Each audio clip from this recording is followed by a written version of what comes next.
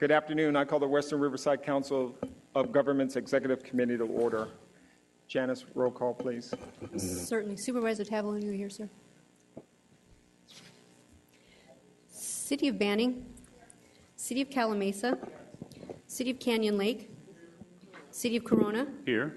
City of Eastvale, Here. City of Hemet, Here. City of Europa Valley, Here. City of Lake Elsinore, Here. City of Menifee, Here. City of Moreno Valley, Here. City of Murrieta, Here. City of Norco, Here. City of Paris, City of... Push the little button down. Okay. City of Riverside, City of San Jacinto, Here. City of Temecula, Hola. City of Wildemar, Here. County of Riverside District 1, County of Riverside District 2, County of Riverside District 3, I'm here. County of Riverside District 5, Eastern Municipal Water District, Western Municipal Water District, Riverside County Superintendent of Schools, Morongo Band of Mission Indians, Here. WRCOG TAC Chair. Here. That concludes roll call, and we do have quorum. Someone got your new title. Yeah. All right. I've asked Mayor Franklin if she would lead us in the pledge.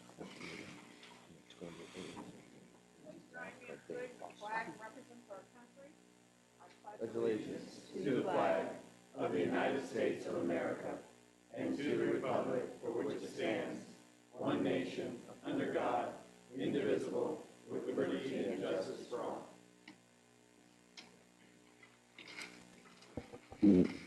Okay, at this time we'll take public comments. And I think we have Arnold. You're up, sir.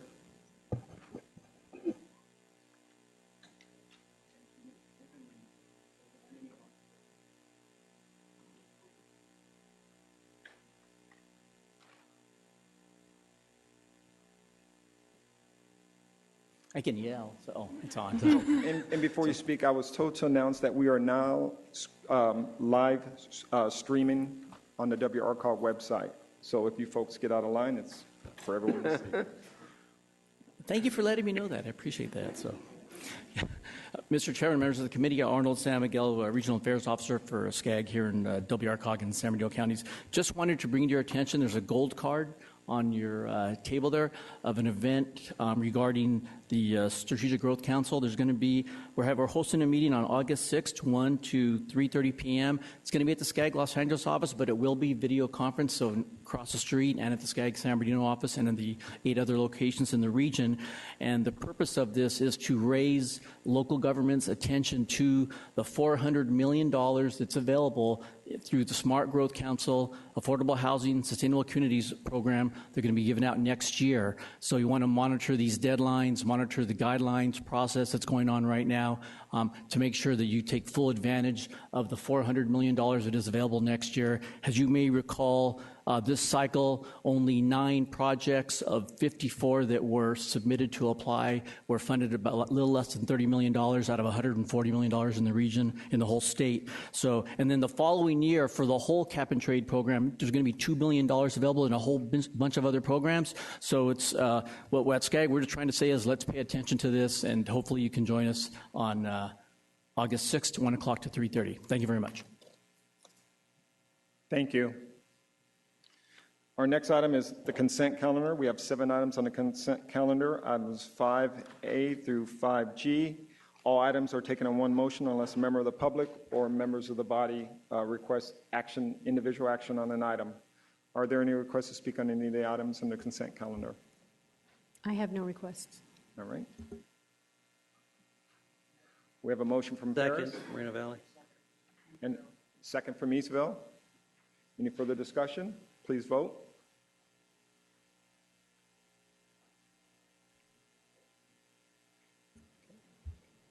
And that passes with everyone voting in the affirmative.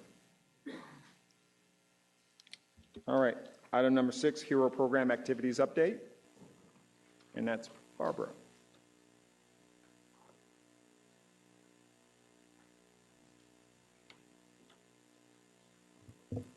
Good afternoon, Mr. Chair, committee members. Barbara Spooner, Director of Environmental Programs at WRCOG.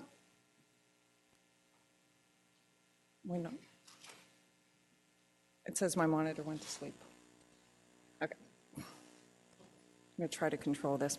So good afternoon. I do have one correction to my staff report, and that is that we need to add the city of Calabasas to the list of accepting of new associate members to WRCOG. And then after today's action, we will have accepted our 246 jurisdiction as a WRCOG associate member. I wanted to provide you with a quick overview of the activities that have been occurring on the HERO program, and I'll do my best not to ramble on. On the commercial side, we've actually completed 16 projects for $1.6 million, with another 5 projects under construction that we expect to close within the next month for over $1.9 million. So our commercial program is alive and growing. On the residential side, we've approved over 49,500 applications for over $2.5 billion and have completed over 26,000 projects for over $523 million. And as I said earlier, after today's action, we will have 246 associate members of WRCOG for the California HERO program. Outside of the normal public hearing and accepting of new associate members, there are a number of requested actions regarding the levying or the placement of the HERO assessment onto the property owner's tax bill. I do have Warren Diven and Mernal Shaw with Best and Krieger, as well as Andrea Rose with David Talsic and Associates in the audience to assist on answering any questions that you may have regarding the levying of the assessments onto the tax roll. Each year, WRCOG does levy the HERO assessments onto the tax roll. David Talsic and Associates, or DTA, handles the majority of the work that's associated with this task. For the upcoming tax year, we are levying assessments in 24 different counties in California. The counties and each county does things a little bit different that we've found out in levying the tax rolls. Some of them have a little bit different requirements on how to get the assessments onto their tax rolls. The counties of Kern, Merced, Monterey, and San Mateo require that the WRCOG Executive Committee adopt a resolution that includes a listing of each of the parcels that will be included onto the tax roll, and that the resolution outlines the following: that WRCOG is authorized to place the assessments onto the tax roll. The assessments are lawful under AB 811. The assessments meet the Prop 218 compliance, and the assessments will be removed if that property assessment becomes delinquent. In addition to the above, the County of Tulare has also requested that WRCOG sign a compliance certificate and a hold harmless statement. The statement certifies that WRCOG will defend and hold the county harmless from any liability as a result to the to the California HERO assessment. And I just want to provide you with just a little bit of a brief background regarding this next item, which is the additional collection procedures. Under AB 811, WRCOG is required to have communications with each of the county auditor controllers to discuss the HERO assessments and to determine what the county's requirements are for placing an assessment onto the tax roll. Some counties have a standard tax roll agreement, and then there are other counties that only require for WRCOG to send a letter requesting a specific fund number to get onto the tax roll. In 2014, after communicating with the Los Angeles County Auditor Controller, the program encountered an issue with LA County's standard tax agreement. And that, when we ran into that issue, it delayed us in being able to launch in LA County for a number of months until we worked through the actual agreement with the county council. Because of this delay, the HERO team decided it would be prudent to ensure that when we're reaching out to each one of the prospective counties that we get sign-off from the auditor controller prior to launching within a jurisdiction within their county boundaries. And we've continued to do this. Recently, DTA reached out to all of the counties. We had 2 counties that actually came back, Santa Clara County and Ventura County, where we thought we might have an issue with getting onto the tax roll for this upcoming tax year. Santa Clara County actually wanted to add some additional FHFA or Federal Housing Finance Authority requirements to levying the taxes on a tax roll. Ventura County reads the assessment laws differently, and they believe that any city joining the program, if they've taken action prior to December 31st of each year, they're okay. If they've taken action after December 31st, then they need to wait an entire year to get onto the tax roll. I'm happy to report that the issues have cleared up with Santa Clara County for this next year's tax roll. However, depending on the remaining cities and the County of Ventura and when they take action to join the California HERO program, we may have some issues on next year's tax roll coming up. So with this in mind, the HERO team believes that we need to have a backup plan to how we're going to be able to place assessments with the property owner and then be able to collect those assessments on the off chance that a county changes its mind after giving us its okay or the go-ahead to move forward with the HERO program. Under AB 1883, which was chaptered in 2014 and became effective January 1st of 2015, provides that PACE providers, property assessed clean energy programs such as the HERO program, have the ability to direct bill a property owner for the annual assessment amount if that PACE provider is unable to actually place the assessment onto the tax roll.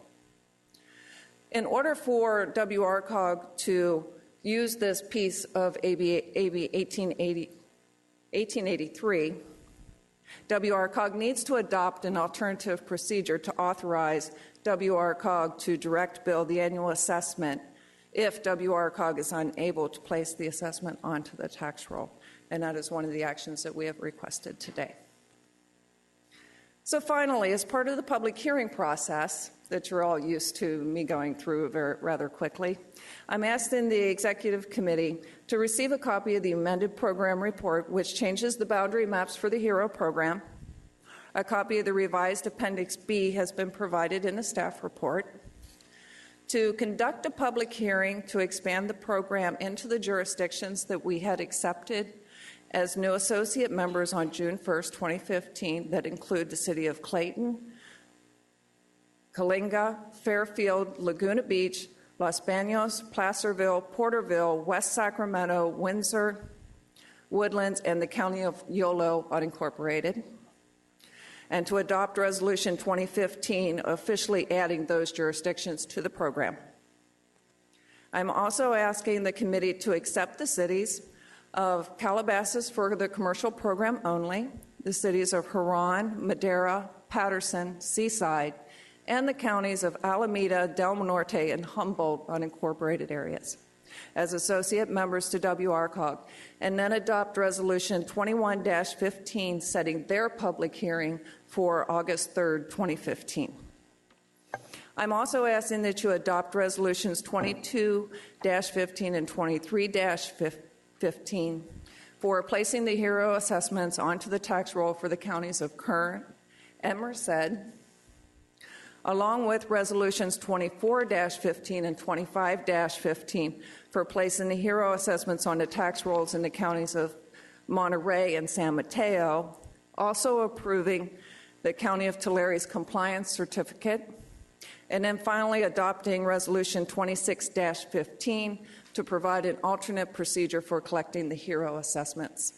And that concludes my report, Mr. Chair, and I would be happy to answer any questions. Thank you, Barbara. Anyone have any questions for Barbara on the Executive Committee? Yurupa? I just have one more like a clarification it's on page 132 of the staff report, item 3 in section 2.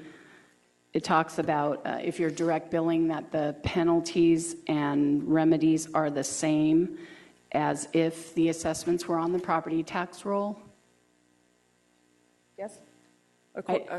I just wanted to double check, so that means we could lien the property even though it's not on the actual tax roll. That was my question. That would be correct. Okay, thank you. Canyon Lake.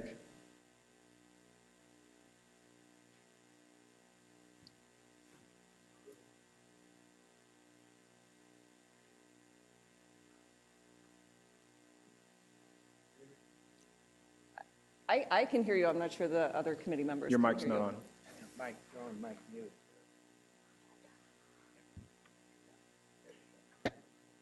Always have trouble with this. I just gave Rick a letter from one of our realtors, probably the biggest realtor in Canyon Lake, and apparently I've been a little overzealous in my pushing of the HERO program, because every meeting, that's one of the reports that I give, encouraging people to use the HERO program.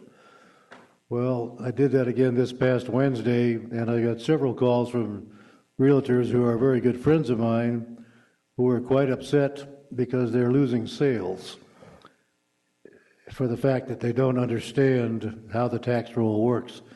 I've gone to a couple of their meetings. I've explained to them what takes place as far as when a house is being sold, that that HERO lien has to be cleared up or paid for by somebody.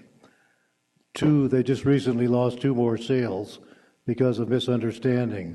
They asked me if I would come to their next realtors meeting, which I'm going to be out of town, and I'm requesting, and I told Rick I would talk to him about this afterwards, but I thought I'd take the opportunity now so everybody could hear it.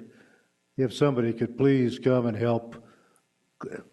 I understand it. I thought they understood it, but apparently with some of the other problems we're having in Canyon Lake, this is not going too well for some of the realtors. So I'd appreciate any help, because I tout this program every month. So thank you. Yes, certainly. We'd be happy to be there. Okay, I'll give you the information or give it to Rick. He has it now, but Go ahead. Yeah, I can just Thank add to you. that. We have, in concert with Renovate America, created the HERO Property Advisors Group, and that whole effort is geared towards working with real estate agents and brokers and those in the real estate industry to help them understand the program, help them understand where to find the assessments, and things of that nature. So we're well aware of their issues or concerns. We do think, quite frankly, that this is sort of an evolutional deal, and we're going to get past it once they get up to speed on it and can move ahead. With respect to, comments we hear on this is killing deals, it's hard for us to say whether or not that really is the case. We think more often than not, HERO program improvements are deal sealers rather than deal killers, but that's always a subjective thing to do. But we do know from taking a look at homes in Western Riverside County, looking at the multiple listings and or just the promotional materials on homes, we found that about 80% of the time when a property has a HERO program improvement, it's actually advertised as having that, in the multiple listing service or the promotional materials. So that really sort of is very much different than what we hear from the realtors. On the one hand, we hear from some realtors saying that the program is killing deals, and on the other hand, we're seeing 80% of properties advertised touting the HERO program benefits that are on the property. So it's sort of tough to kind of figure our way through this. But in any event, we're going to continue to work with all of the realtors and the brokers and those in the industry to kind of help them understand this and move through it. thank you. Thank you, Rick. San Jacinto? Thank you. So, Barbara, just to clarify on the jurisdictions that don't get on the tax rolls, how that happens, and if a jurisdiction is not on the tax roll, it's the same legal, it has the same legal component to it, or are the people that own the properties just getting a bill in reverse getting what would normally be on their property tax? If it's direct billed, we would send an actual bill to the property owner. We still place the lien on the property, Okay. so it's still bound by the property. It's just they're going to get a direct bill from us, and it only occurs if we would have a problem getting onto the tax roll, which for this upcoming year, we do not have a problem. Okay. And in all other aspects, it's handled the same way? Correct. Okay. All right. Thank you. Moreno Valley. And I think Rick can answer this one. Are we working with the installers? Because in essence, it's our program, but those installers are doing the sales for us. And so the real estate agents are like the second party down that ends up getting the unfortunate information after they were sold the program by somebody who has a vested interest in selling it to them. Are we working with them directly in order to develop some kind of a program that are the people who are actually selling the product using Hero as a means to sell it? Are we doing something with them? Yes, we are. We have, for the contractors, they must register with the program, and in order, as part of their registration, they do need to go through training so that it's clearly articulated to them what they need to say, what they can say, what they can't say to a property owner. They do sign terms of conditions outlining how they will portray the program. It is a financing tool, so it's one of their many products that they offer to a homeowner to get the project moving. But there do have, and if we do talk to property owners who have had any issues with contractors and we find out who they are, then we reach out to that contracting firm to, run down the specifics to make sure that everyone is educated and saying and doing what they're supposed to do to keep the Hero name in good standings. Thank you. I know we are tweaking this. Banning. There's a way to make sure, or is there an online way to check some of the people that do the phone solicitation saying they are part of the Hero program as the contractors? Is there a way for us to check to see if the contractors are legit? There is on the Hero website, they can go down and click on the contractors and it will provide a listing of who is registered. If you are working with a contractor that's not registered, they can be part of the program, but they do need to register so that we can verify their license, their bonding, their insurance, and make sure they get the training on the Hero program and how everything flows and what they can say or not say. But that list is on the website. Great, thank you. Okay, no further questions? One of the items is that we open a public hearing, so right now I declare the public hearing open. Janice, is there anyone on the phone? Do we have any callers online for the California Hero program? I hear none. Okay, thank you. Is there anyone in the audience that wishes to speak on the program? Anything about the program? Okay, I will close the public hearing at this time. Any further questions from the executive committee? Then I will take a motion. I have a motion from Banning. Second. Second, San Jacinto. Please vote.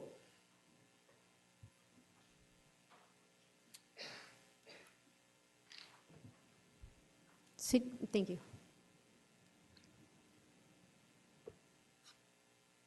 Okay, well, that's 23-0.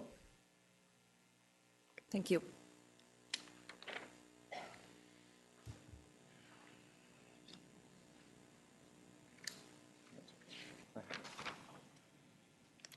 All right, next we have our tough program activities update. Mr. Chairman, I am having the staff analyst Daniel Ramirez Cornejo provide the staff report to you this afternoon. I'm here for any questions that Daniel may not be able to answer. I'm sure Daniel will do fine. Thank you. Thank you, Mr. Chair, members of the committee. As Ruthann mentioned, my name is Daniel Ramirez Cornejo. I'm a staff analyst with the TUNF program, and I will be providing the program activities update. In May, WRCOG presented the draft TUNF schedule for the 2015 Nexus Study Update to the Public Works Committee for review and discussion. The Public Works Committee directed WRCOG staff to provide fee phase-in scenarios with the potential revenue loss of each scenario. The Public Works Committee has not endorsed any particular phase-in scenario and will continue its discussion at its August meeting. The draft 2015 Nexus study has been distributed for review and comment. Comments can be submitted to WRCOG in writing and will be accepted through the first week in September.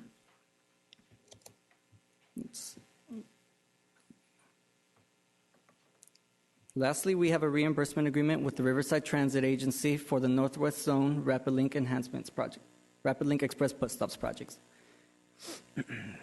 The Rapid Link service will run along Route 1 between the cities of Riverside and Corona and is in the amount of $384,312.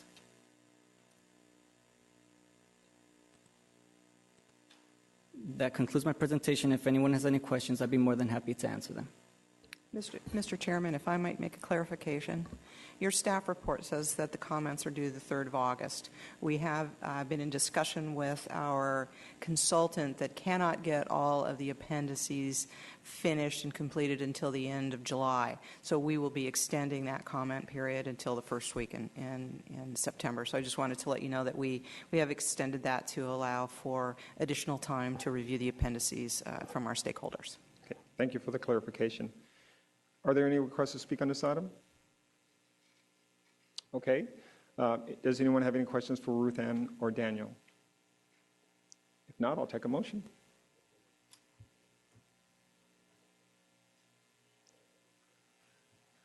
A motion from Eastvale and a second from Banning. Do you guys want to get out of here today? Please vote.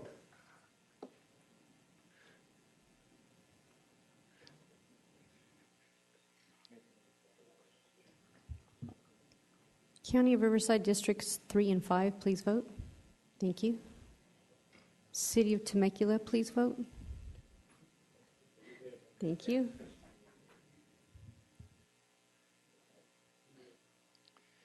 Thank you. That passes 21-0.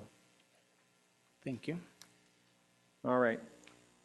Item 6C, local efforts to achieve the state's mandatory water conservation regulations. We have Paul Jones and John Rossi.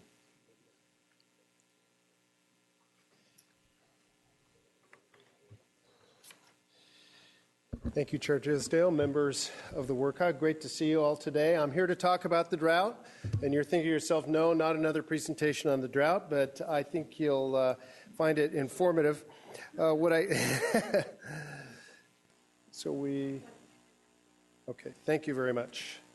So a little bit on the presentation outline. I'm here today. I'm the General Manager of Eastern Municipal Water District. Joining me is John Rossi, the General Manager of Western Municipal Water District. What we want to do is give a little bit of an overview of the conditions that we're seeing on the water supply throughout the state, talk about the Governor's executive order and then how that's being implemented by the State Water Resources Control Board, and then talk about our local responses, what we're doing to address the drought and the shortage conditions that are being declared by the state. So background, we are certainly in unprecedented conditions statewide, and I want to put it in the context of both statewide water supply and then local water supply. But let's talk about the statewide situation. 2014 was an unprecedented dry year, the 7th driest and 9th hottest year on record and the 137 years of record. This map on the right is put out by various federal agencies to show the condition of the drought. The hotter colors or darker colors indicate a more severe drought condition, but 94% of the state is in either a severe, extreme, or exceptional drought. The snowpack we had in the northern Sierra this year was only 6% of normal. And bear in mind, in Southern California, in the whole, we get about half of our water from imported water. That varies from agency to agency, and that comes from the Northern Sierra through the State Water Project, and it also comes from the Colorado River Aqueduct. We get those supplies from the Metropolitan Water District to Southern California. So a lot of the reservoirs throughout the State Water Project system and throughout Southern California and Northern California are fairly low. They've been drafted. The Colorado River watershed has been very good for us for the last few years, but this year they had a drier than normal year. They're about a 63% of average. And overall, we've had below average runoff in the Northern Sierra, which directly supplies the State Water Project in 8 of the last 10 years. So the governor on April 1st issued Executive Order B29-15, essentially calling for a statewide 25% potable reduction in water use from 2013. Now, that was ordered as a statewide average, and later on that was given to the State Water Resources Control Board to come up with specific regulations on how to implement that. Unfortunately, the State Water Resources Control Board took it upon itself to implement that where some agencies are required to cut more water and some agencies were required to cut less water to meet the 25% reduction. Also in the governor's order, he prohibited turf irrigation in public medians, and I think if you go throughout the area, you can see a lot of dry medians as a result. Also required that drip, microspray irrigation systems be used in new development, and several other elements of the executive order. What he was really responding to is dry conditions in other parts of the state. And if, as I recall in the previous slides where I talked about it being dry at 8 of the last 10 years, if you look at this graph, this shows the deliveries from the State Water Project since 1999. And this is a percent of the allocation out of the State Water Project, the full allocation.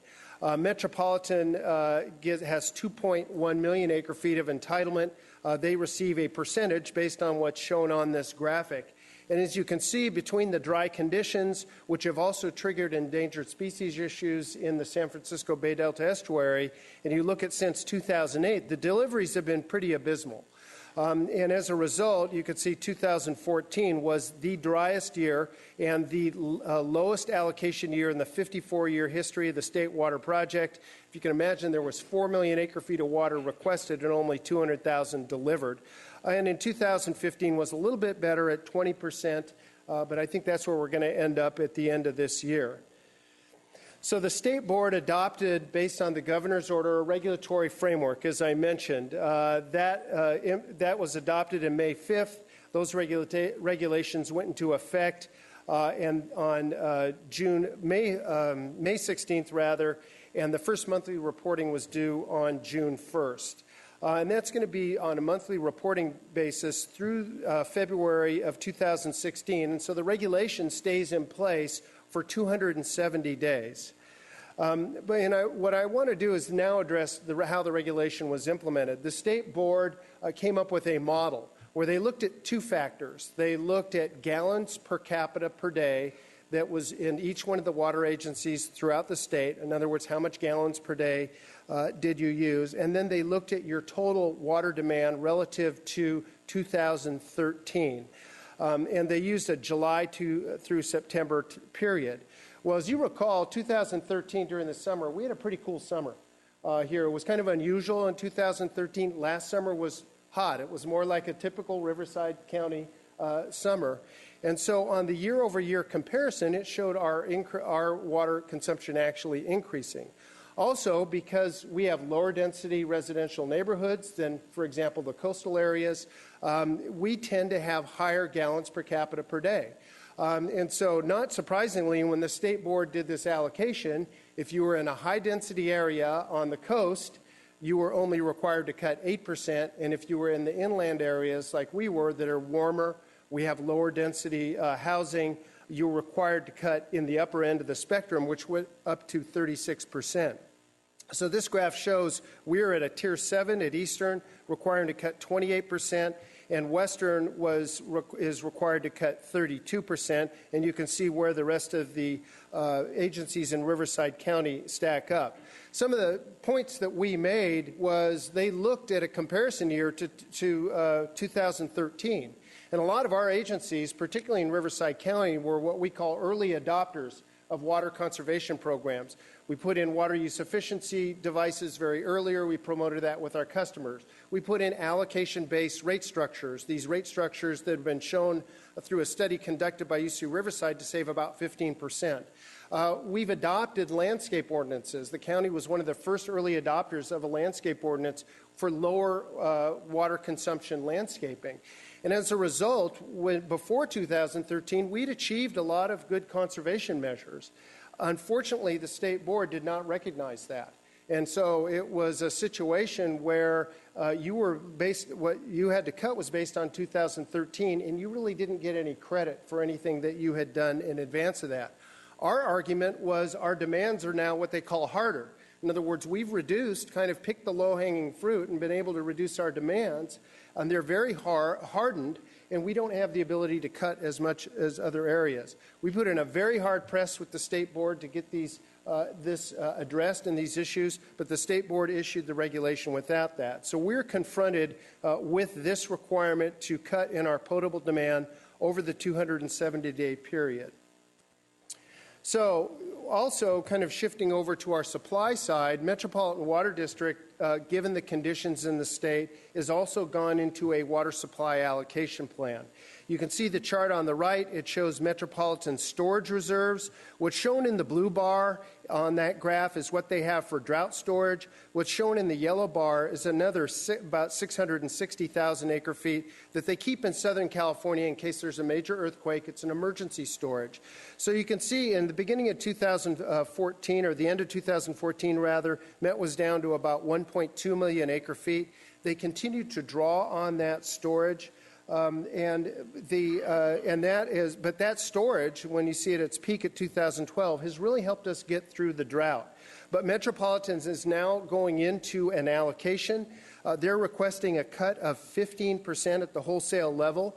Interestingly enough, they did a very sophisticated analysis, and they looked at what agencies had done before, what they'd done in terms of conservation, what they have done in terms of ordinances. And as a result, our agency, and Western is the same way, we are not required by Metropolitan to cut the full 15% because they did recognize some of the good things that we've done in the past, and so we're only required to cut about 5% of our metropolitan water. So we don't anticipate that we'll have any impacts resulting from Met's shortage.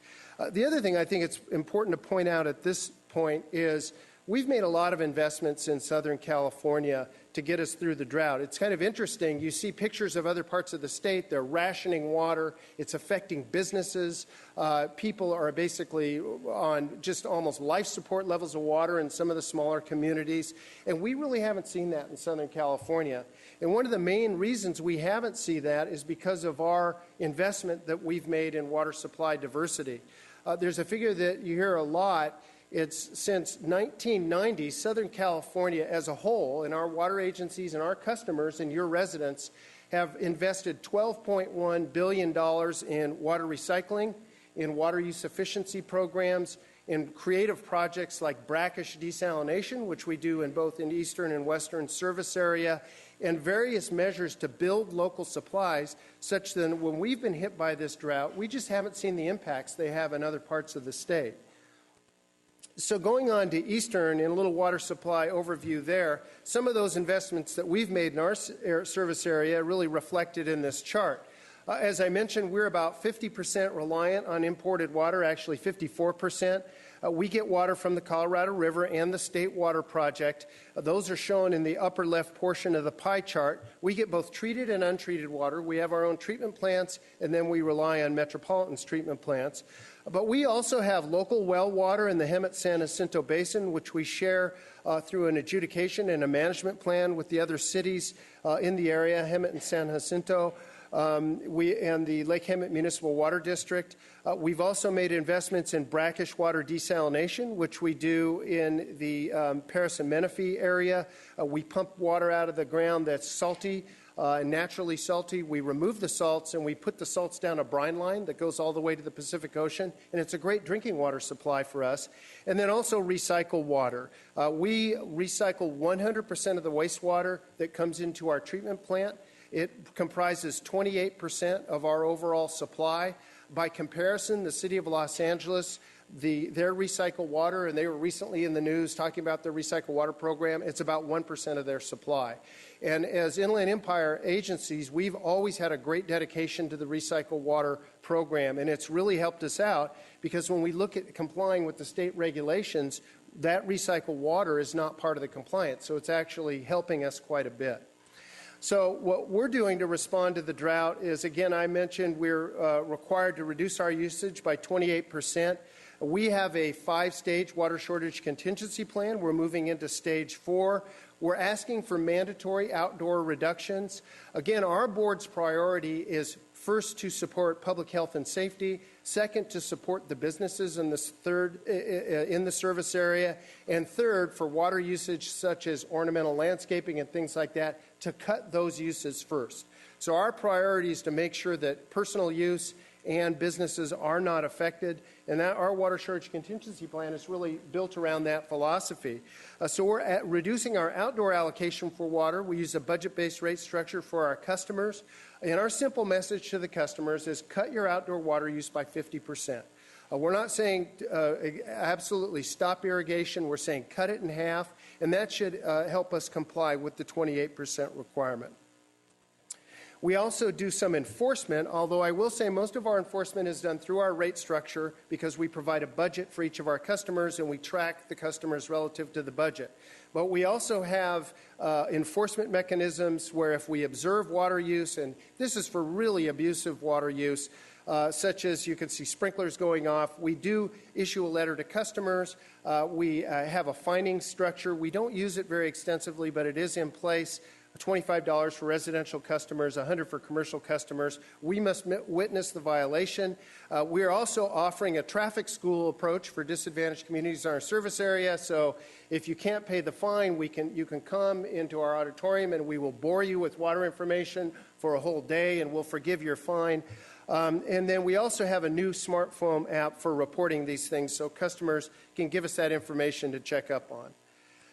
One of the other things, as I mentioned, we're really working on is recycle water. And it's interesting, a lot of customers will drive around the service area and they'll see irrigation going off and they'll call in and we'll note that that's recycled water.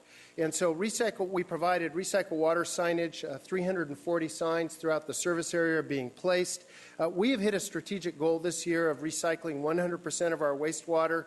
And again, we want to make sure those customers are recognized for doing that. So we're putting this throughout the cities and throughout the agricultural uses to really show that that recycled water is being used responsibly. And then we've updated our administrative code for our landscape requirements. As John will talk about in a moment, we've been working in partnership through the Riverside County Water Task Force with the county to revise the model landscape ordinance or the landscape ordinance. That is coming, as we understand, is tentatively scheduled to come through the Board of Supervisors this month. And that's Ordinance 859.2. So we're comporting our landscaping requirements for our water budgets to what's going to be in the county's ordinance. Also, the frequently asked question that we get whenever we go out and do these presentations to our customers is, why is there new development being approved? We are still providing new meter connections, and we're providing water supply assessments and written verifications. As I mentioned earlier, one of the things that we do is we plan for our water supply. And if you look at, we have water resources master plans that has the facilities and the water supplies, including, for example, more recycling, more desalination, to be able to meet the build-out of the jurisdictional general plans. We plan 30 years in the future. We look at each general plan, and we have enough water supplies identified to meet those land uses. So we are continuing to approve new development. The new landscape efficiency standards are going to apply to that development, and that's basically going to be no non-functional or no ornamental turf. And so that's really, I think, what we're going to be pushing forward on this. And then what we do is we look at our new projects that come in, and if they use more water than the land use that's designated in the general plan, we require them to mitigate back to what's in that general plan level. We've worked very closely with the development community on this, and they feel that this is a very good balanced program to continue with development.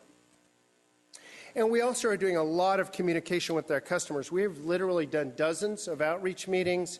We have messaging about let's get serious about the drought. We're doing fact sheets, letters to customers, cable TV, bill estimates. So we're out there, and we're starting to see our water use come down. And so I think that's really coming out well. We're doing also stakeholder outreach, doing workshops with the customers. And in September, we're going to see where we are relative to that 28% and determine what additional measures are going to be necessary to meet the state's objectives. So with that, I can either answer questions now or we can wait until John gives his presentation and we can both stand up here and do that. Okay, John? Thanks, Paul. Good afternoon, Mr. Chairman, members of the committee. Appreciate the chance to give you some more on water. As Paul said, there's a lot of discussion going on. Okay, there we go. You know, one of the things that makes water interesting is that there's so many different layers and complexities. This is a map of Western Municipal Water District's 500 square miles. We were formed by a vote of the people in 1954 because Lake Elsinore was mostly dry. A lot of water was needed for citrus that was continuing to develop. And yet there was some very mature communities in our district areas, City of Riverside, City of Corona, Elsinore, and on down. We also have two large water districts, Elsinore Valley Municipal Water District and Rancho California Water District, Temescal Valley Water District. Why do I bring all that up? Because Eastern, in another case, formed about the same time, had not as much maturity in the communities necessarily. They send out about 130,000 bills each month. We have about 22,000 in that salmon-colored area around Lake Matthews. The rest are bills received from their own either water department of the city or the water district. So one of the real challenges in this drought is how do we communicate consistency? And Paul did really appreciate all that information background that he provided on details about how we're doing a lot of this analysis and then trying to communicate.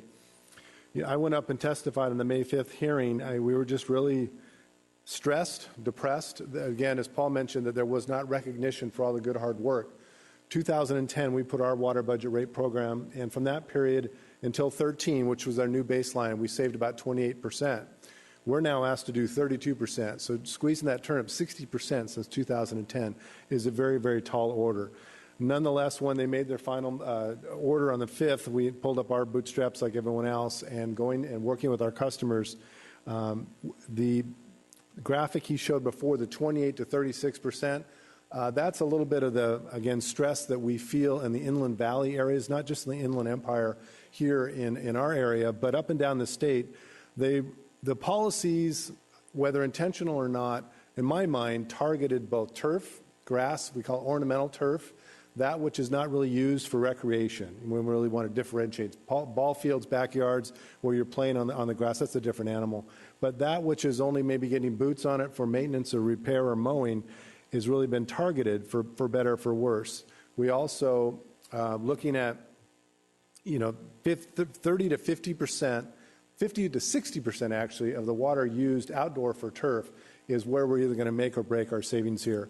As Paul mentioned, indoor health and safety, flushing toilets, of course, businesses, we're also very sensitive to that we're not doing budgets or reductions on business that goes straight to the bottom line. To the extent there's turf outside of a business, that's still on the table as well. So Western also is similar, stage 4, we call it stage 4B, reducing all of our landscape budgets by 30%. That's a very specific change in the way we do water allocations for our budgets. In our bills, you see on your bill how much planted material, landscape you have outside, and we want you to reduce 30%. Probably 85% of our customers are already in budget. They were using the amount of water that we determined was applicable for their amount of square feet planted, but we reduced that by another 30%. So one of the things we're going to experience this summer is customers saying, no, wait a minute, I did everything I needed to do over the last 3 or 5 years. So this is not all customers. But a lot of customers stepped up, got in budget, did what they needed to do, maybe have already replaced their turf, and are asking, well, how is this fair? Now, maybe the 6th or the 7th, we realized, the important thing here is we've got to start giving the right message to our customers that we have to do our part. As Paul said, there's part of the state that's out of water, or at least really, really severe restrictions, so we need to do our part. But we're also thinking, I think that's part of the message, we appreciate the opportunity to speak with you today, or question, not message, is what in here is really going to end up being longer-term policy. We may get lucky. We may have the El Nino that rains in February and March. We may be out of this. We may not be. If we're in this similar year like we had this year, reservoir levels will be at near bottom in terms of what is then in the reservoir needs to be saved for emergencies. So we're going to go into deeper cuts. So one of the questions we're thinking about in my neighborhood, I live in Temecula, been there 23 years. Very fortunate budget, put my drip irrigation system when I moved in 23 years ago, but the lawn is where we're using the water. So watching the lawns on our street go up and down the street, only divided by the driveways, right? Until about 2 weeks ago, I couldn't see any. I turned mine off a while back, and it got stressed pretty quickly, but I couldn't see any others. Now within 2 weeks, we're seeing things start to come down and really look stressed, which means people are really stepping up, which has been fantastic. And I shouldn't say that as if I'm shocked. You know, it's really great to see. But the question is now, we're going to see more and more stress in these lawns. We're only early July. Are we going to have a lot of dead lawns in our front yards, in our neighborhoods, in our cities? And if so, what do we want to do? We had a lot of funding for turf removal. The Metropolitan Water District just added another $350 million on top of about $100 million. Only about 5 weeks ago, we now understand it'll be gone within 2 weeks. By August 1st, that money will be gone, and we're not going to, as I understand it from that policy discussion with their board, they're not going to be adding any more money to that. Because one of the things we're really careful and thoughtful about here is we know that as we do a lot of things to help our customers by adding rebate dollars, for example, or adding staff to go out and do more things, get on the phone, because that relationship with the customer is just paramount, it can also add cost at a time when revenues are dropping, right? Our 32% in our budget rate structure, in that type of structure is designed for drought resiliency. We expect about a 17% loss out of that 32% reduction. I say that in some detail because other rate structures that are strictly tier or straight rates would see most likely a 32% drop in revenue on a 32% decline in sales. So one of the things we're also thinking about is how do we help our customers, and it's very, I guess, disappointing or even ironic that this money's running out, but it would have added a lot to rates, and so we want to be sensitive about rates. So back to the question. As cities, county, water districts working together, how do we want to help our customers, especially with the loss of that rebate program, think about what to do with their lawns, how to let them somewhat die off, get really stressed, what happens in the fall, what happens again a year from now, and especially if it's, our mentality in budgets has been, they're here, let's deal with them, they're gone, we can get to forget about them. I really think we're seeing, especially from the state, policies of a new normal. They really targeted high GPCD, as Paul described. Why in fact, one good question is, why is Western's GPCD higher than Eastern's, for example? And I think in a lot of cases, we have larger lots in certain areas. We have more planted material in other areas.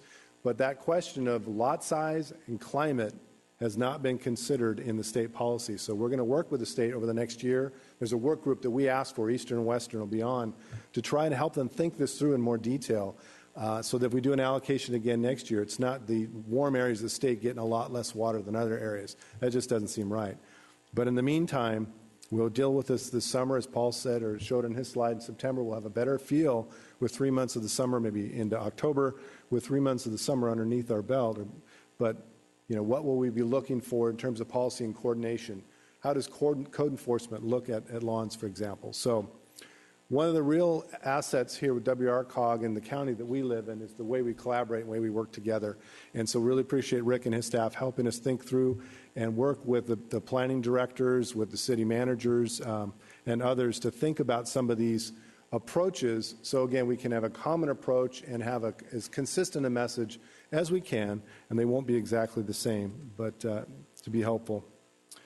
So with that, we're doing a lot of outreach as well. In the past, we have what we call town hall meetings, and oftentimes, frankly, and I think we took it as a sign of pride, without too much pride, that there was not a lot of customers at our meetings. Sometimes it'd be more staff. That's not the case now. We've had 3 town hall meetings and 250 plus, 300 plus people coming out wanting to understand what's happening. How does this impact them?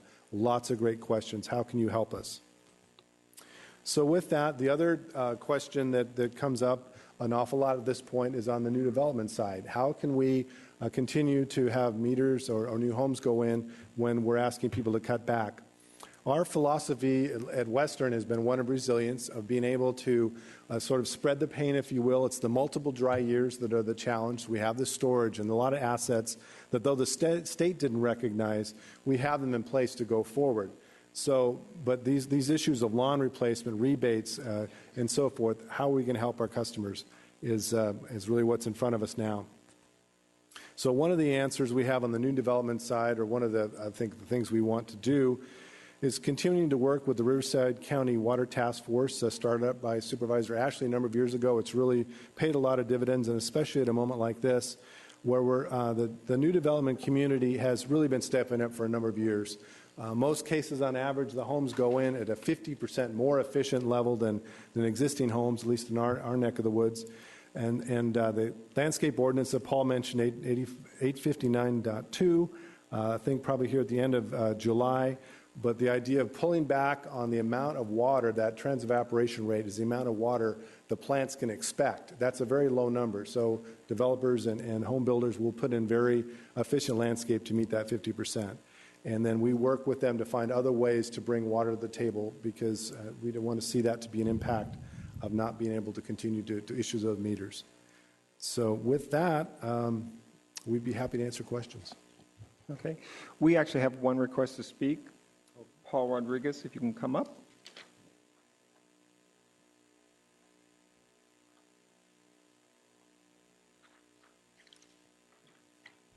Thank you. Good afternoon, Chairman Tisdale and fellow commissioners.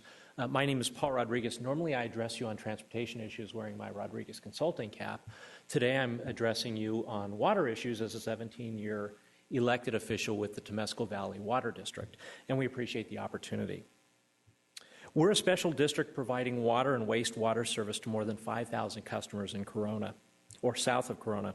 We've been working quietly and diligently within our community and with our wholesale partners at Western for many years. It's nice to see folks at the state level jump into the conservation swimming pool, and there's plenty of room. Prior to mandatory conservation measures, TVWD and its predecessor agency, Lee Lake Water District, embarked on an aggressive campaign to reduce reliance on imported water and maximize non-potable water use. In 1998, when I was appointed to the board of directors, we had approximately 500 residential customers, and nearly 100% of water sales were from imported potable sources. Today, we have 5,000 customers, with water sales split 75-25 with the non-potable system. With our current rate of conservation and ongoing investment, we are on track to reach our 30 to 35% near-term non-potable target. In fact, our water sales ratio for June is nearing 50-50, and that's primarily due to the seasonal needs. In fact, we have a large recycled water user golf course that we're having to scale back because we need to use that for HOAs. It's also interesting to note that since 2008, our customer base has grown by 9%, but our total potable water usage has decreased by 17%, and I think that's astounding. During our budget hearing meeting last month, we highlighted the need for continued investment in reliable local sources and delay passing on MWD cost increases. One member of the public suggested that we cancel our multi-million-dollar recycled water system expansion project and instead use those funds to subsidize future rate increases. You can imagine what our response was. Our board has consensus regarding the need for local, secure sources that maximize efficiency, and we will continue to invest and maintain the most efficient system possible. It is precisely because of past, current, and planned investment that we will be able to meet conservation targets, not just when there is a drought or when it is fashionable, but into the future. This is a testament to special districts, local agencies, and strategic partnerships. We thank John Rossi and his team at Western for their continued support and look forward to providing quiet leadership in water conservation for future years. Thank you. Thank you. All right, we have one person in the queue, Norco. Yeah, I just have a question. I guess I'll direct it to you, Paul, because you mentioned about that you're looking 30 years into the future. And I recently went on a cruise ship, and they told us on the cruise ship that not only the cruise ship that I was on, but all cruise ships, the drinking water and all the water that used on the ship has gone through a reverse osmosis and it's used from the ocean water. Are we looking for ocean water anywhere in the future? The feds, the state, water districts? Is there any long time? I've heard nothing about the ocean. Yeah, actually, there is one ocean desalination project, the first one of its kind in Southern California that's under construction. Is going to be commissioned within the next several months in San Diego. And it's located in Carlsbad, California. It provide about 50,000 acre-feet to the San Diego County Water Authority. There's a second one being looked at through the same partnership. It's a public-private partnership in Huntington Beach as well. In my personal view of ocean desalination is a very important part of Southern California's future water supply portfolio, but it's not the only answer. Like a good bank account, you invest in a lot of different things.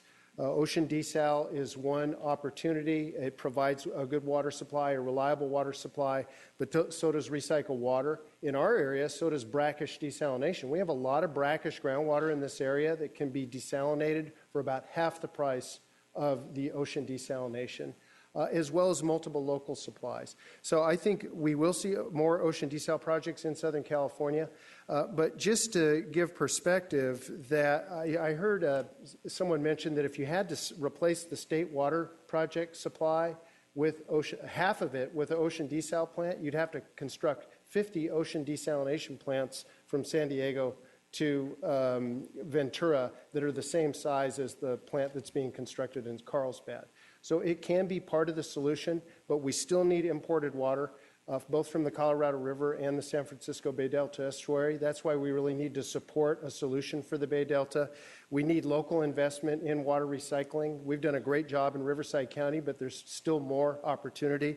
We need to develop brackish desalination and these other, and then we also need to develop groundwater storage. So when we have wet years, we can partner, for example, with Riverside County Flood Control and Water Conservation District, as we are now on several projects, to capture that storm water, percolate it into the ground so we can pump it out later. So it's really a portfolio approach, but ocean desal is going to be part of our future, yes.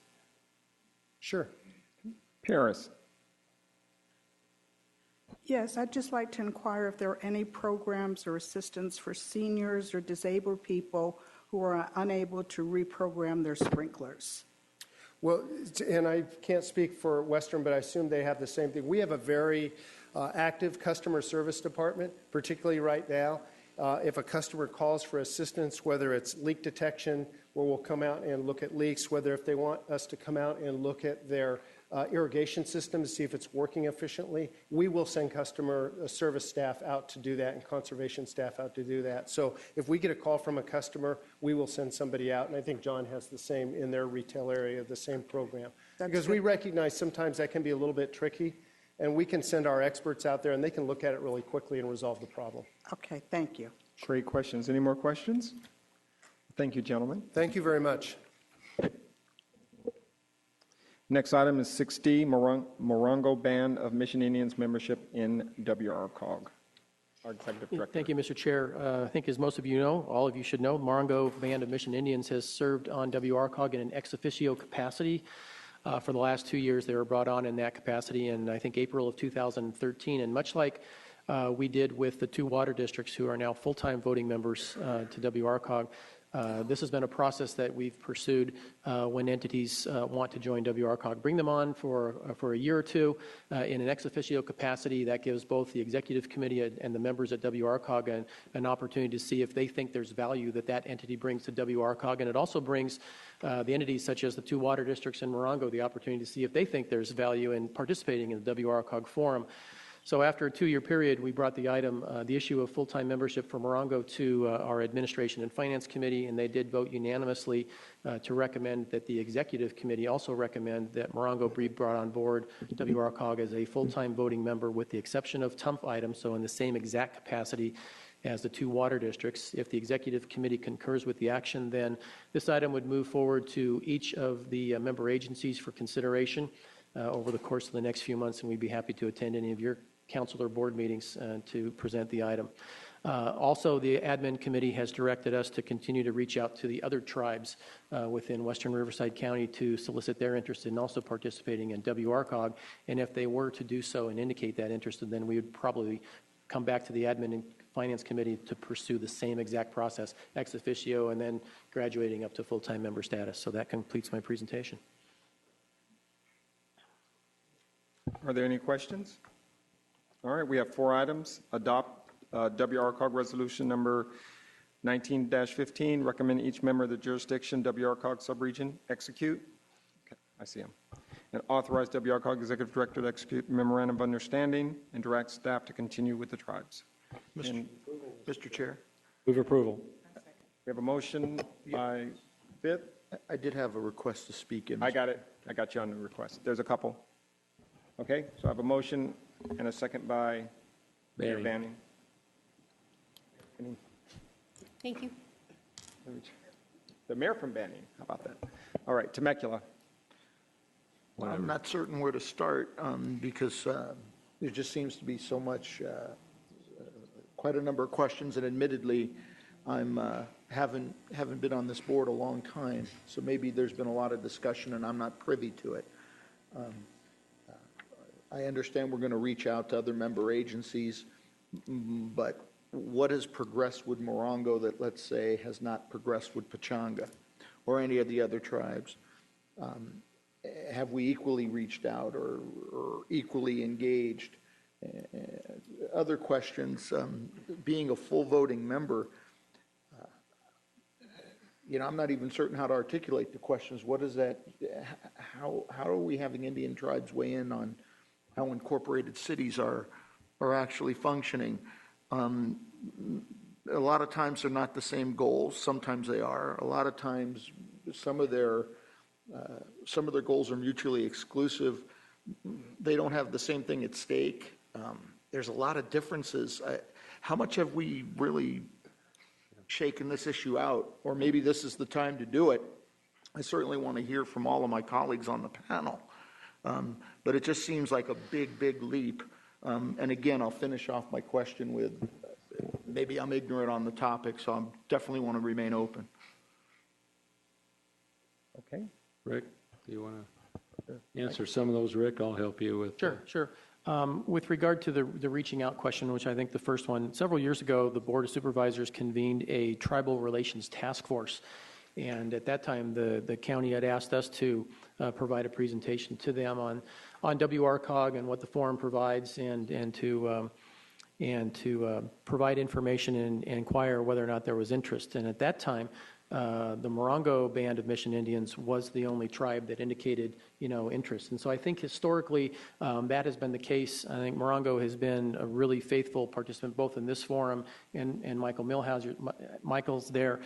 He's also participated at all of our technical advisory committee meetings. Nonetheless, I think that the admin committee was sensitive to that very question and has asked us to continue to reach out, continue to provide information, and we're happy to do so. We'll meet with each of them individually and again see if we can see to what level we can drum up additional interest in the tribes. With regard to the goals and objectives, I think that's precisely the purpose of the 1 or 2 year trial that we've had, having Morongo being on the board as an ex officio member for that year and a half or 2 years. And so I think it has proven to be of interest to WRCOG. And just for example, Morongo has indicated that they would be interested in participating in the TUMP program and enacting a TUMP program within the tribal boundaries. And so that's something that we can pursue. We also think that there is a potential opportunity to implement the HERO program within the tribal boundary area as well. So those are just a couple of commonalities that I think we're looking to pursue in tandem with Morongo. Maybe may I follow up? Sure, thanks. With the exception of cultural resources, which I think we all agree are important, and I think in each of our member cities, we really have embraced wanting to help and work with the tribes in relation to new development and cultural resources. But we're dealing with, apart from cultural resources, an industry that's a for-profit business. When we look at our cities, that's not for profit. We serve our citizens per se. So if we give it a tribal members a say at regional conference of governments here, are we not creating a conflict? For instance, Morongo runs a for-profit business, which may be in conflict or with Pechanga, just as far as they're competing against each other. So, I mean, how do we reconcile those things? And I'm just using Pechanga as an example. There's a myriad of tribes out there that are running casinos. They're for-profit businesses. Yet we're going to put them at a seat on the table deciding what cities are good for our cities. It just seems like they're not copacetic. There's some other speakers that want to speak, and I bet you they'll probably answer your questions. If not, we'll circle back around to you. Thank you. Okay. Supervisor Ashley. Okay, well, I think Rick answered quite well, but this was not a gradual process. This has been going on for some time, and we did reach out to everybody back then, and I don't know how seriously they took that, but the offer was there, and it's still there. And anybody else that comes on, they come on, for a year and a half, they get used to it, make sure we're comfortable with them.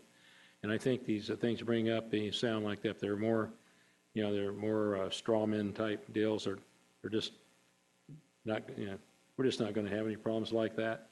We haven't had, we aren't. If they are, that person would have a conflict and couldn't vote on it. They'd have to sit aside. If it comes to a financial conflict, you have a business conflict, you'd probably have to set that one aside, just like, we as an individual would have investment in a business that might come up before this body. So I think that we're a council of governments. We reached out to the water districts. We have the Board of Education. And actually, the Morongos are actually a better fit than, say, a water district. So I think it really enriches, enhances our group, and we look and we want to work together to solve problems. It's just really good. Now look how close we are to the water industry now. They're working with us hand in glove. The Water Task Force is actually a arm of WRCOG now. We actually have that. It's not the county Riverside. It's a WRCOG. So I think there could be some problems come up.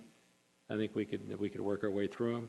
I doubt that we're going to have any, and I think we're far stronger if we include our tribal governments, because they are a government just the same as we are, and they're occupying the same space, doing a lot of the same things we are, and I think we need to all be together and work together in forums like this. So I strongly support this action. Thank you. Supervisor Washington.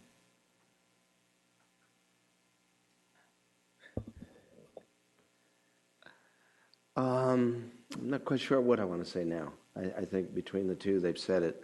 This is a discussion that Supervisor Ashley and I have had for many years, and actually this discussion went back to my days when Supervisor Venable was still here, and the discussion and the struggle that I have always found is finding a common thread that runs between the tribes that represent our sub-region. I know they have many state issues and federal issues that concern them, that bring them together. But if we are to have membership on this executive committee, then I would, and I've shared this in the past and I share it again, would like to see broader representation than from the tribes, because each of them are different. It just so happens that of the 6 tribes mentioned in the staff report, 5 of them are in my district. And so I would love to see at least a couple of them represented here. I think having them part of the dialogue, if nothing else, Pechanga, Saboba, Cahuilla, Ramona, Santa Rosa. I think we learn from listening to what they have to say and their perspective, and each one is different. A couple months ago, I was up in the Anza Valley and talking to some tribal leaders about a feat of trust because they would like to get property that they can build, and I know you think I'm going to say a casino. They want to build a medical center to provide better medical services to the entire valley. So each of them has a unique makeup and unique concerns, and if we're going to have one tribe, and we've enjoyed a great partnership here at WRCOG with Morongo, but I would also, again, like to see a very aggressive effort made to reach out to the other tribes and bring them into the fold and into the discussion. Just one other bit of information: the Agua band, the Agua Caliente band of Cahuilla Indians in the desert, as well as the Cabazon band Mission Indians. Both belong to Coachella Valley Association of Governments and have for more than a decade. And they have a situation just similar to us. They don't vote on 10th items, but they're involved in everything else. And it's worked really well. So I think it's been tested down there. I think we've run a little test here. It's worked. I think we're ready to step up to the plate. Thank you. Morongo. Thank you. I'm Michael Milheiser. I'm the Chief Administrative Officer for the Morongo Band of Mission Indians. And I appreciate the question because I think it begs a discussion, and I think that we've had that. There is a little difference between, I'm in charge of the government side, so our government side runs similar to any of your city councils, just to let you know, and the casino is separate. So I think that is one illustration that puts us in the same category as any of the cities that are represented here. By way of background, I'm a former city manager of 3 cities, City of Montclair, City of Ontario, City of Upland. And when I came to Morongo, one of the things that I had noticed, that we didn't have a great working relationship, even with our neighbor to the west, City of Banning, under when the times, I know they rotated there, but Mayor Franklin was mayor, and we got to start meeting with them, and we had, we can meet, the one great thing about working for Morongo on the admin side, we don't have to follow the Ralph M. Brown Act. So when we meet with the city of Banning, we call it a 2x7 because we have 7 member council, chairman, vice chairman, 5 council members, and they bring 2 council members for the discussion of issues that are mutually interested and on the agenda at the time. So when we started working with Mr. Bishop, is when I got to know him, is when they had the annual conference at our facility at the casino. And we always like to remember, because being very unshameful, we have the loosest slots in Indian country, just so you know. They're looser than Temecula. So if you want to come, you want to play at Morongo.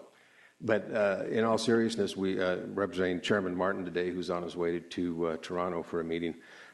He asked me to extend his appreciation to the members of the WRCOG, and we look forward to a long-lasting relationship working together on many issues in the future that may come our way. So I appreciate the opportunity to speak, Mr.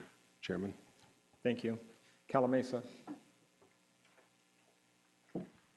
Thank you, Mr. Chair. I've got 2 points. The first one is I'm on SCAG, and Pechanga is at SCAG, that huge 84 or 89 member body, and they participate, and it does benefit SCAG to hear from that side.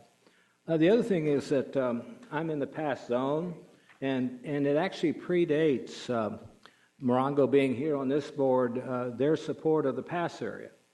Grants that City of Calamasa received, we're the city furthest away from the casino, and they support us in a big way. Lo and behold, they built a golf course that's just right on our border, but we do benefit from that. And just to say that they do reach out, they reached out well before they were on this body, and I think it just extends that cooperation and communication that we get between the 2 groups. Thank you. Thank you. Banning. I'm not going to try to say the same thing that Jim said, but I do echo the same thing in regards to, as a regional partner, Morongo is right there, that especially since we have one partner on the other side that is not cooperating. It is important that those of us that are willing to participate on a regional level actually work together. And Morongo has been doing that with us. I think that they also sit on SCAG, and that they're very active in the committee that I'm in. And it's necessary, I think, that when we talk about government, because we are so close together, that any way that we can work together on a regional level, we need to do that.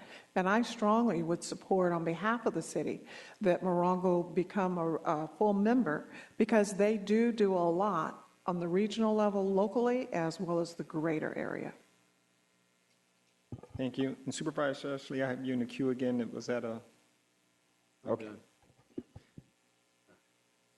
Temecula. Yeah, my last comment, and thank you. And I was listening to everything, and again, maybe I'm having trouble getting my arms around this, but the Indian governments, or the tribal governments, I should say, are not elected bodies, but yet we're all subject to the electorate. They're elected bodies within their own government, but they have an influence over the citizens in other cities if they become full voting members on this board.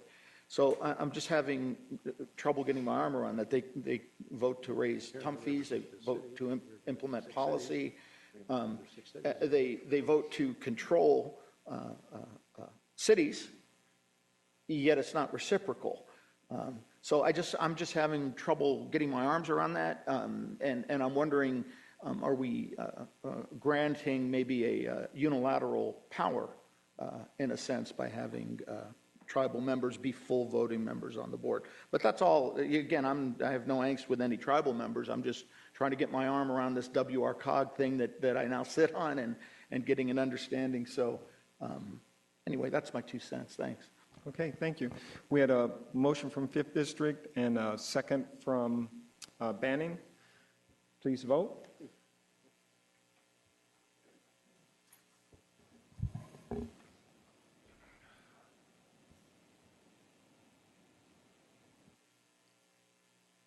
And that passes 19 with 1 no. Abstention. It was a no. Oh, it was a no. Okay. All right, our next item is a report from the WRCOG Technical Advisory Committee Chair, Mr. Yates. Yes. Thank you, Mr. Chair, members of the committee. It's my honor this year to serve as the chair of the Technical Advisory Committee for the City Managers Group. I will be looking forward to a very productive year this year. I also wanted to say that we are dark in June, so my first report is very simple. Have a good afternoon. Thank you. Report from our committee representatives. SCAG. Policy, anything from SCAG reps? Hearing none. Nothing, Jen? Okay.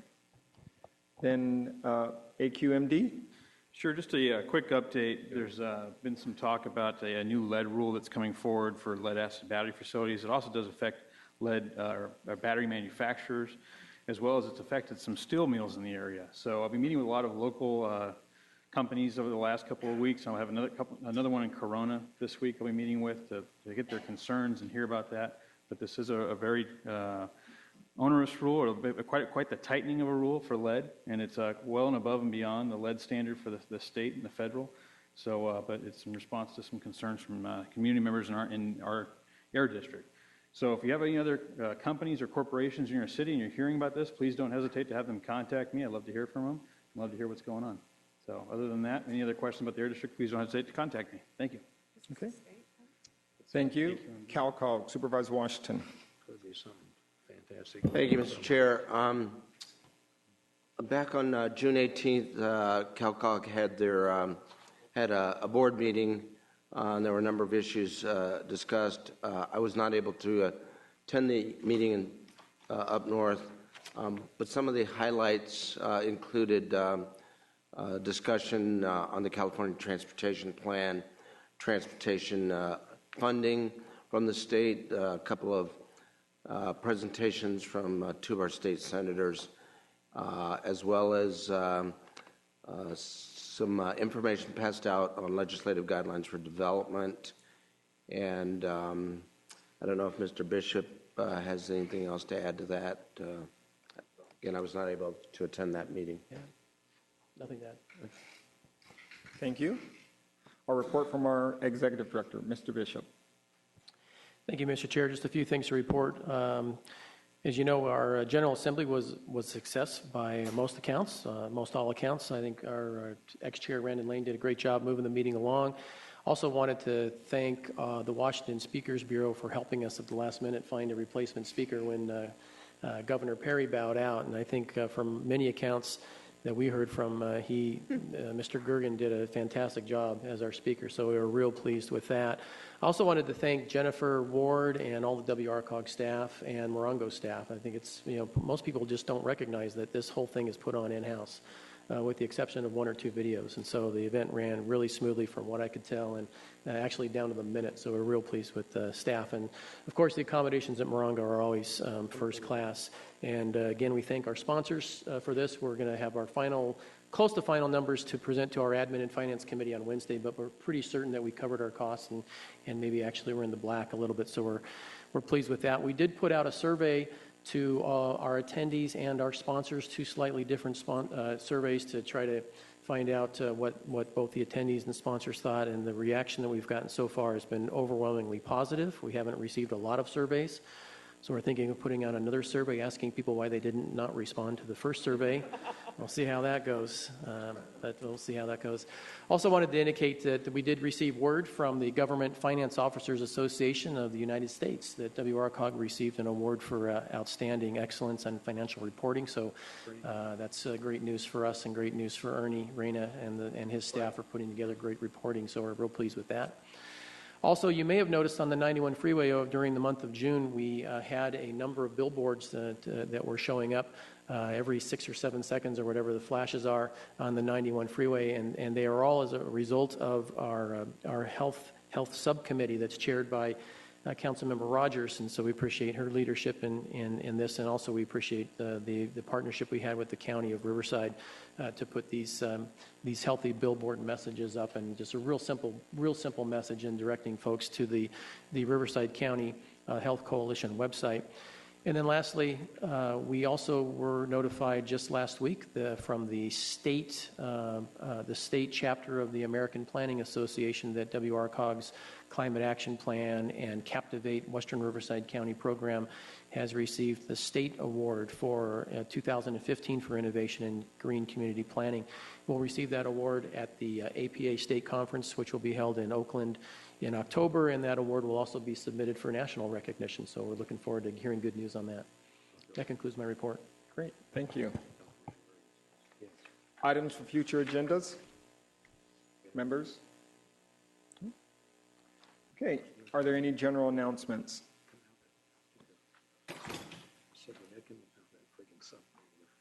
Okay. No general announcement. Our next WRCOG Executive Committee meeting is scheduled for Monday, August 3rd, 2015 at 2 p.m. in the Riverside County Administrative Center. The meeting is adjourned.